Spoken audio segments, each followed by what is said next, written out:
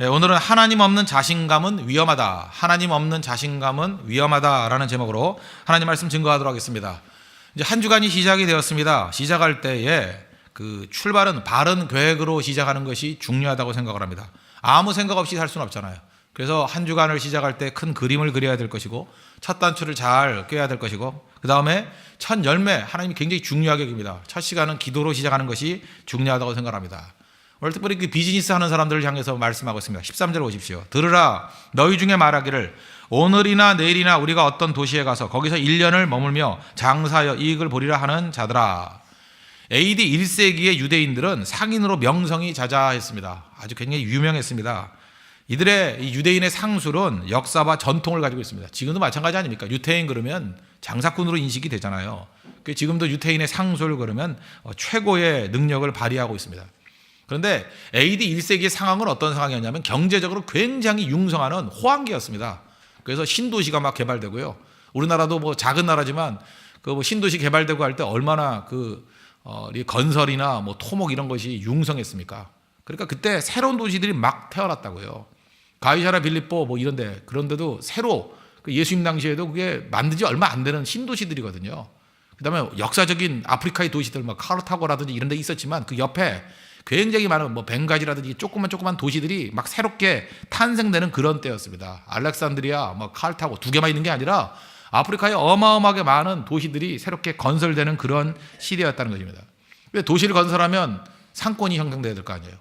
근데 상권이 금방 형성이 안 되잖아요. 그러니까 유태인들이 오기를 원했다는 것입니다. 유태인들이 오면은 그들이 상권을 만들고요. 투자가 가능해지고 그래서 굉장히 빠른 시간 안에 도시가 개발되고 정착되는데 도움이 되었다는 것입니다. 지금 그 얘기예요.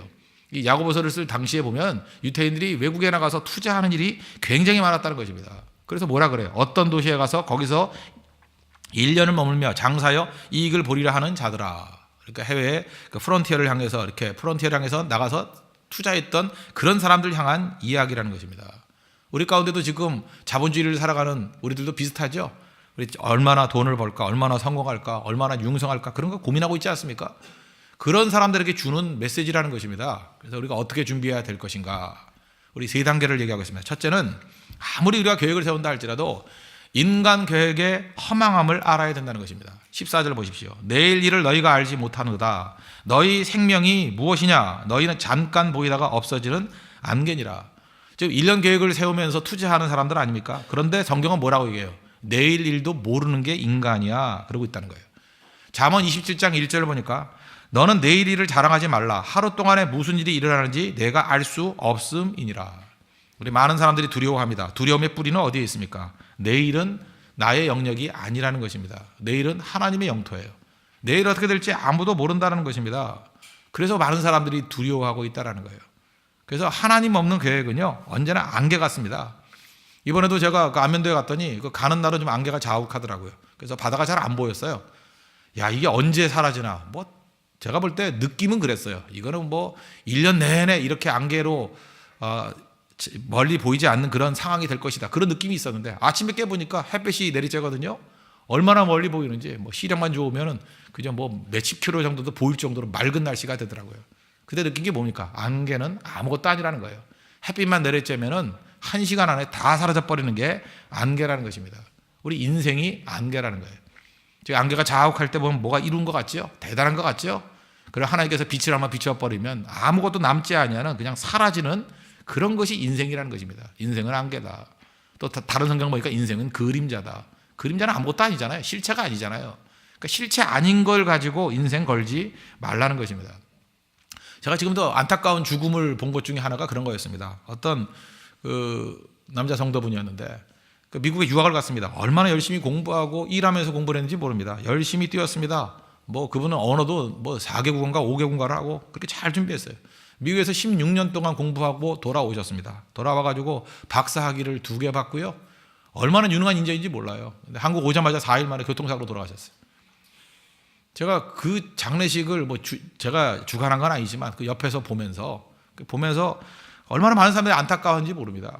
근데 그분이 조금 그랬어요. 뭐 믿음이 없는 분은 아니었지만 그 신앙보다도 그냥 어떤 그 자수성가라 그러죠.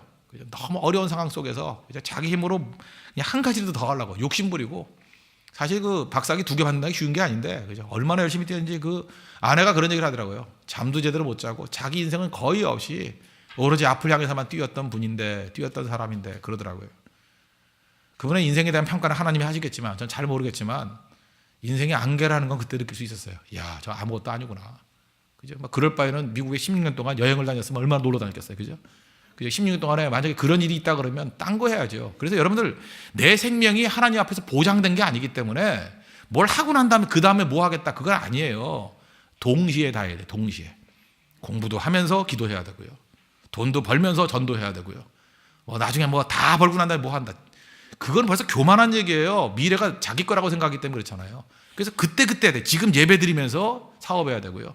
지금 헌금하면서 헌신해야 되고. 하여튼 동시에 다 해야 된다니까요. 골고루. 왜? 오늘 끝날 수 있기 때문에.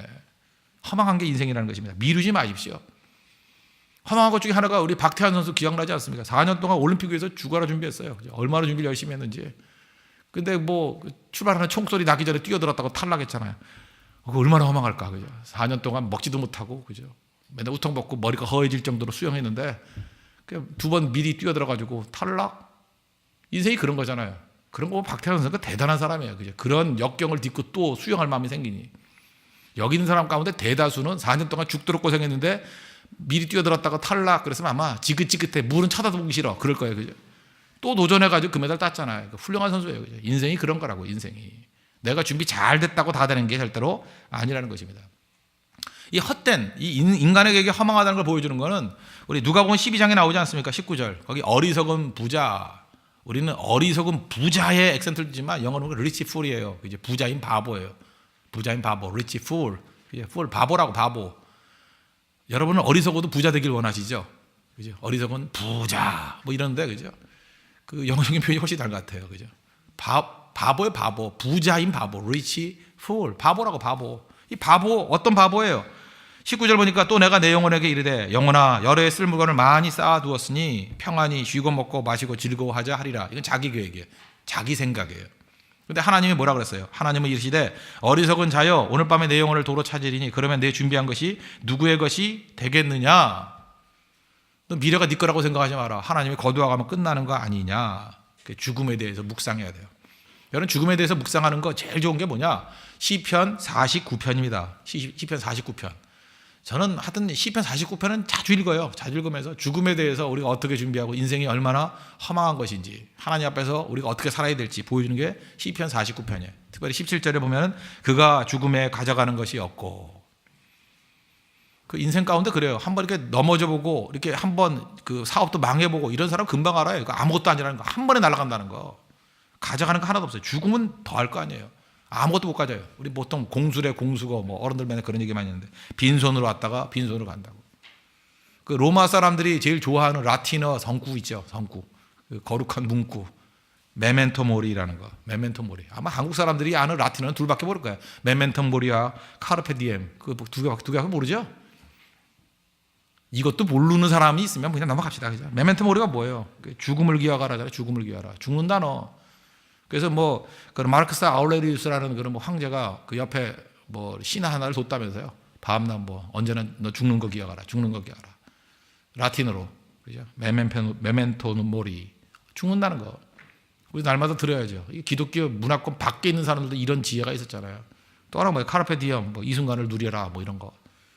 이건 무슨 뭐 영화에 나왔기 때문에 유명한 말이기도 한데 잊지 마십시오. 인간 모든 계획은 허망한 거예요. 그걸 전제하고 나가야 된다는 거예요. 그 두 번째 단계인데, 그러면 계획을 어떻게 세워야 되느냐? 주의 뜻을 따라 계획 세워야 돼. 주의 뜻을. 15절 보십시오. 너희가 도리어 말하기를 주의 뜻이면 우리가 살기도 하고 이것이나 저것을 하리라 할 것이거늘. 그래서 예수 믿는 사람들은요, 꼭 중요한 게 뭐냐? 계획을 세울 때 주의 뜻이에요. 우리 계획 세우지 말란 얘기가 아니에요. 이런 말이 있죠. 아무 계획이 없는 것은 실패를 계획하는 것이다. 지금 아무 계획도 없습니까? 분명히 실패합니다. 아무 계획도 없다는 건 실패를 계획하는 거예요. 계획을 해야 되는데 어떻게 해야 되냐? 주의 뜻이 무엇인가? 그걸 바라보고 계획을 세워야 된다는 것입니다. 주의 뜻이 들어가면 어떻게 했냐? 그게 가치가 있어져요. 그리고 내용이 있어진다고요. 16절 보십시오. 이제도 너희가 허탄한 자랑을 하니 그러한 자랑은 다 악한 것이라. 허탄이 뭐냐? 이거 원어를 보니까 방황하다 그런 뜻이에요. 없는 것을 있는 것처럼 하는 사람. 실체가 없다라는 거예요. 하나님의 뜻을 붙들고 나갈 때만 열매가 있고 실체가 있다는 것입니다. 나머지 다 안개라는 거예요.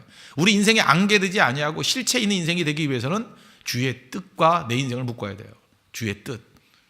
그러니까 기도 없이 무슨 일을 하는 사람들은 주의 뜻을 묻지 않잖아요. 그러니까 허망해지는 거죠.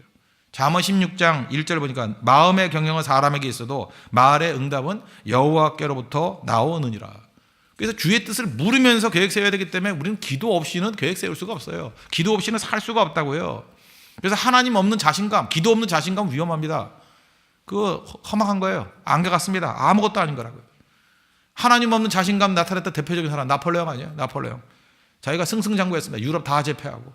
거기 머무르면 되는데 이 나폴레옹이 몰락하게 됐던 이유가 러시아 침공이죠. 모스크바 침공. 모스크바 들어가려고 그럴 때 그 옆에 있던 부하 가운데 저 신실한 신하 한 사람이 그랬다는 거예요. 잠언 16장 1절을 인용하면서 마음의 경영은 우리 황제께 있지만 그 응답은 여호와께로 나오는 겁니다. 이건 무리수입니다. 가지 마십시오. 그럴 때 했던 얘기, 유명한 얘기 있잖아요. 내 사전에 불가능은 없다. 불가능은 없다. 이게 교만한 얘기죠. 무슨 불가능이 없어요. 물론 자기 사전에 불가능 없겠지. 그죠? 한글 사전이 아니니까. 그죠? 불가능이 없겠죠. 예. 내 사전엔 불가능이 없다. 그 다음 또 뭐라 그러냐. 진짜 교만이 하늘을 찌르듯한 소리 했어요. 나는 계획도 하고 성취도 한다. 지가 하나님이에요? 하나님 같은 소리를 했다고요. 나는 계획도 하고 성취도 한다. 그러니까 박살나죠. 그것 때문에 뭐 세인트 헬레나 끌려가가지고 비참한 최후 맞이하지 않았습니까? 사도 바울을 보세요. 바울이 좋은 이유가 뭐냐면 바울의 어투, 우리도 이제 바울의 어투를 좀 배워야 돼요. 말끝마다 하나님의 뜻이면 하나님의 뜻이면 또 주의 뜻이면 주의 뜻이면 또 하나님이 허락하신다면 하나님이 허락하신다면 그런 게 성경 도처에 나와요. 한번 컴퓨터 성경 한번 쳐봐요. 그러면 하나님의 뜻이면 주께서 허락하시면 이런 것들이 계속 나와요. 하나님의 뜻이면. 오늘 야고보서 4장 15절도 야고보서도 그러잖아요. 주의 뜻이면 우리가 살기도 하고 그러잖아요. 주의 뜻이면. 우리 예수 믿는 사람 항상 주의 뜻이면 그래야 돼요. 이 영어권도 보면요. 이게 기독교 문화가 들어가서 그런지 모르지만 그들의 말 속에 이게 녹아져 있어요. 예를 들어서 고린도전서 4장 19절 보니까 주께서 허락하시면 내가 너에게 속히 나아가서 이런 말씀이 나와요. 내가 가겠다 이렇게 표현 안 하고 항상 말이 뭐예요? 전제가 있어요. 주께서 허락하시면 주께서 허락하시면 영어 성경 NIV 보니까 If the Lord is willing If the Lord is willing 주님께서 뜻하시면 주님께서 허락하시면 영어 잘 못하지만 그 미국 사람들이 이렇게 뭐 얘기할 때 보면 이런 용어 많이 쓰더라고요. Rose willing, Rose willing 하나님의 뭐 허락하시면 또는 뭐 God's willing 뭐 이런 말 되게 많이 써요. 그죠? 저 말끝마다 왜 쓰냐 그랬더니 그게 성경에 나와 있는 구절이에요.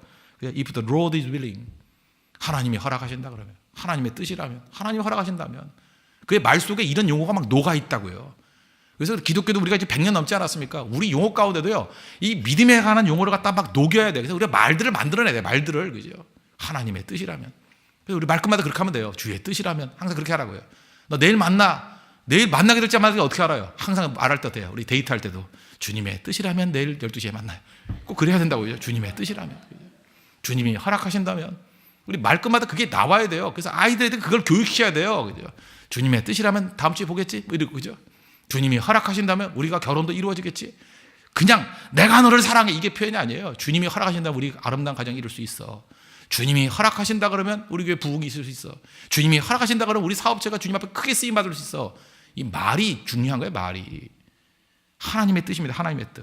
주님이 허락하신다면 이 묻는 자세 이게 중요한 거예요. 근데 우리는 어떻습니까? 중요한 의사결정 드릴 때 하나님의 도움만 바라잖아요. 내가 다 결정하고 하나님 도와주세요. 하나님 무슨 시다발이에요? 뭐예요 도대체? 내가 다 결정해놓고 나 저 오빠하고 결혼할 거예요. 하나님 도와주세요.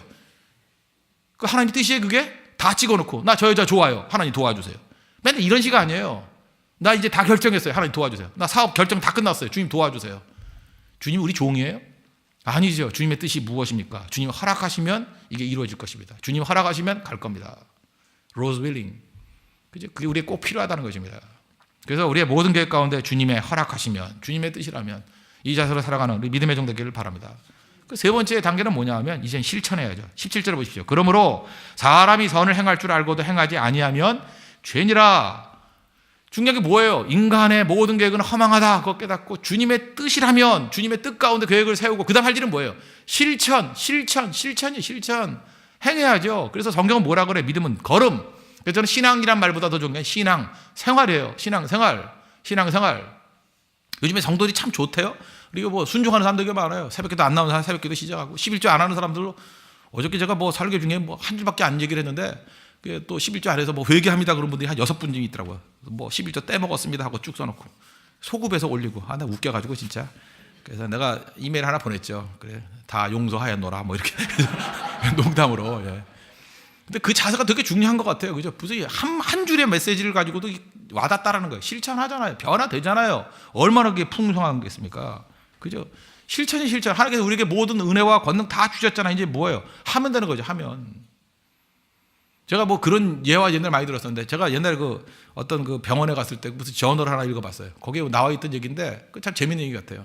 어떤 사람이 정서 불안해가지고 앉으면 이렇게 종이 찢는 사람이 있다 그랬죠. 종이 찢는 사람. 종이를 쫙쫙 찢는다고. 정서 불안해가지고 자기도 이게 문제가 있다고 생각해서 정신과 병원에 갔대요. 그랬더니 종이 왜 찢냐고. 그랬더니 뭐 이 사람은 한 의사는 이제 자기의 어렸을 때 상처를 중심으로 뭐 조사를 하더라는 거예요. 혹시 어렸을 때 종이 뭉치로 뒤통수 맞은 적이 없냐고, 뭐 종이를 벤 적이 없냐고, 왜 종이하고 이렇게 역사에 없다고. 또 한 사람은 또 이제 배경을 살피다는 거예요. 또 살았던 동네에 또 종이 공장이 있었냐고, 뭐 그것도 아니라고. 뭐 여기저기 찾아봐도 답이 없더래요. 근데 그 마지막 병원 갔더니 의사가 그러더래요. 왜 왔냐고. 저 앉으면 정서가 불안해서 종이를 찢는다고. 근데 의사가 그러더래요. 종이 찢지 마. 그래서 안 찢었대요 그때부터. 참 이렇게 되게 간단한 얘기지만 제가 인상적이어서 제가 굉장히 설교에 인용을 많이 하고 그랬었거든요. 우리 잘 보세요. 순종하는 게 뭐 어려워요 그거? 그냥 안 하면 되는 거지. 근데 종이 찢는 것 같지도 무슨 원인을 찾고 상처를 찾고 뭐 트라우마를 찾고 제발 웃기는 소리 하지 마세요. 그거 못할 게 뭐 있어. 그냥 하면 되는 거죠. 오늘 새벽기도도 마찬가지예요. 새벽기도 나올 수 있는 능력을 주십시오. 무슨 능력이에요. 그냥 알람 시계 맞춰서 나오면 되는 거지. 그렇지 않아요? 나오면 되는 거죠. 우리 사모도 요즘에 몸이 좀 안 좋은 것 같아요. 그래서 오늘도 좀 나올까 말까 막 고민하고 있더라고요. 그래서 내가 간단하게 남편의 권위를 가지고 명령했죠. 그죠? 가자! 그랬더니 알았다! 그러고 나오더라고요. 이제. 간단하잖아요, 간단한. 뭐 이유가 뭐냐? 갑자기 뭐 능력이 더 생긴 게 아니에요. 뭐 이렇게 에너지가 더 생긴 거 아니에요. 내가 딱 한마디 했어요. 가자! 그랬더니 알았다! 그러고 정말 멋있죠, 그죠? 가자! 알았다! 그런 거지 뭐. 우리 인생이 그래요. 뭐 성교도 마찬가지예요. 뭐 여건 다 따지 껴 있어요. 그냥 간다! 그러면 가는 거지 뭐. 대부분 그렇지 않아요. 그 결심하면 다 된다는 것입니다. 그래서 그 로마서 6장 13절 보니까 옛날에 인스트루먼트, 의의 병기, 불의의 병기라고 하는데 지금 무기로 번역되어 있네요. 또한 너희 지체를 불의의 무기로 죄에게 내주지 말고 오직 너희 자신을 죽은 자 가운데서 다시 살아난 자같이 하나님께 드리며 너희 지체를 의의 무기로 하나님께 드리라. 하나님께서 내 육체를 주셨잖아요. 내게 모든 그 자원을 주셨잖아요. 이거 어떻게 쓰느냐는 내가 결정하는 거예요. 그렇지 않아요? 내 몸이 건강이 딱 있는데 어느 순간인가 내가 너무 이렇게 육체적인 일만 많이 했어. 뭐 등산만 다니고 뭐 이걸 많이 했어요. 이거 말고 내 몸을 이렇게만 쓰면 안 되지. 그래서 어떻게 해요? 할 수만 있으면은 그죠? 엎드려 기도하고 책 읽고 그런 거에 써야 될 거 아니에요. 그러면 어떤 일이 벌어져요? 내가 기도하는 몸이 되고요. 공부하는 몸이 되고요. 성경 읽는 몸이 되잖아요.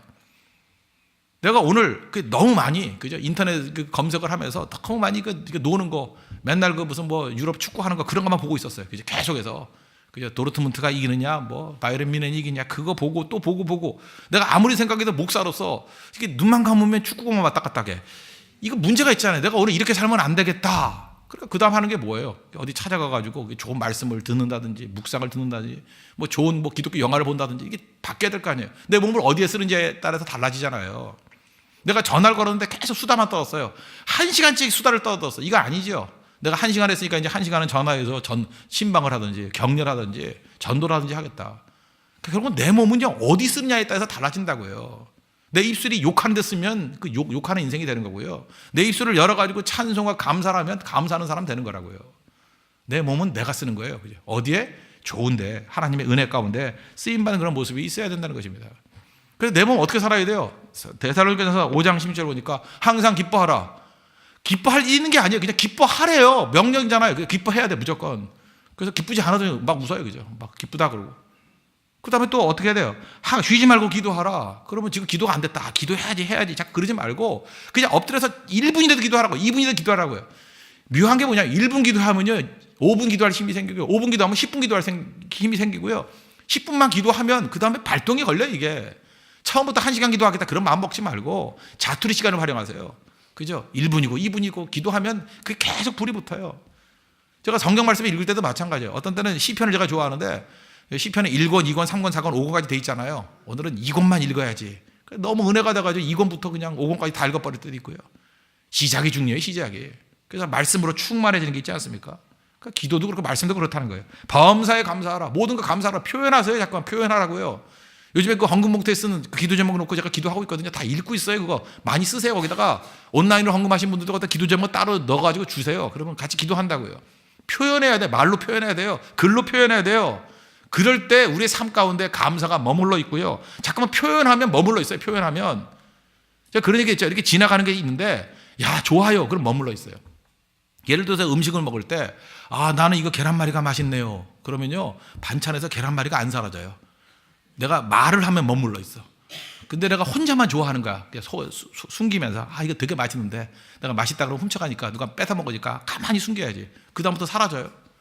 그래서 너무 궁금해서 일주일 있다 물어봐요. 계란말이 어디 갔어요? 그래서 하도 말씀을 안 하시길래 좋아하시지 않는 줄 알고 사라졌습니다. 이렇게 돼버린다고요. 그래서 내가 깨달았어요. 그죠? 좋은 거는 잠깐만 좋다고 말을 해야 머물러요. 그죠? 머물러요.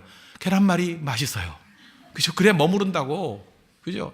우리 성도들도 마찬가지 같아요. 저는 원래 제가 새벽이니까 이런 좀 할게요. 저는 우리 성도들 헌금 얼마 하는지, 헌금 뭘 하는지 사실 제가 20년 넘게 본 적도 없고 관심도 없어요. 왜냐? 그게 별로 이렇게 목회에 도움이 안 된다고 생각하는데. 근데 지금은 제가 이제 바뀌었어요. 제가 어떤 어른의 그 얘기를 듣고 그게 담임 목사에서 올바른 태도가 아니다. 그래서 11조 하는 것부터 시작해서 헌금 내역부터 시작해가지고 이제 요즘엔 봐요. 한 달째 됐어요. 쭉 보니까 내가 왜 20년 동안 이걸 안 했나 하고 이제 후회되고 있어요. 그걸 바라보니까 성도의 기도의 내용이 더 구체적이 되고요. 그다음에 성도들의 그 어떤 시계열 분석이라 그러죠. 그죠? 지난달과 이번 달의 그 차이점 이런 것도 있고 기도도 더 구체적이 되고요. 훨씬 더 강력해지더라고요.